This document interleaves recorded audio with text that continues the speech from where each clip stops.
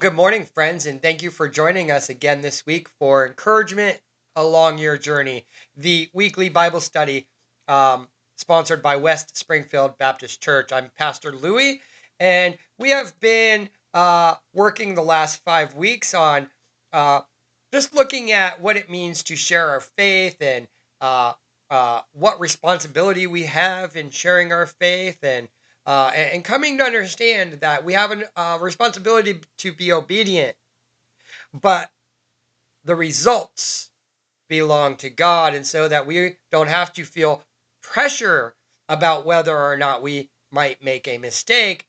So have you ever felt like sharing your faith means putting pressure on someone else to respond, though? Like we've talked about not putting pressure on ourselves and leaving the results up to God, but what about when we feel we need to pressure someone else? Like we have to push them towards a decision. Obviously, that is not the model that we see in Scripture. In Joshua, we hear the invitation, choose this day whom you will serve. You see, God presents truth. He invites people to respond, but he does not force, and neither should we. Think about a doctor for a moment. A doctor can diagnose a problem. He can prescribe treatment. He can explain the consequences and the solution. But at the end of the day, it is the patient who still must choose whether or not to receive the treatment. Jesus did the same thing. He presented truth.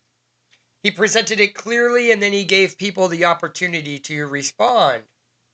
Author William Fay, who wrote the book Share Jesus Without Fear, he points out that Jesus always gave people a choice, and that's our role as well. We are not called to pressure anyone. We are called to present. We are not called to force. We are called to love and speak truth. Because real faith is not coerced, it is chosen. So now we understand that we have an obligation to share our faith, to tell others what Jesus has done in our life. But when we do share our faith this week, let us remember that we don't carry the outcome.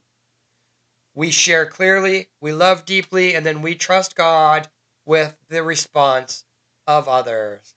Friends, thank you for joining us this week on Encouragement Along Your Journey. I pray that as God continues to work in your life and work through your life in the lives of others, that you will be blessed and full of courage. Go in peace.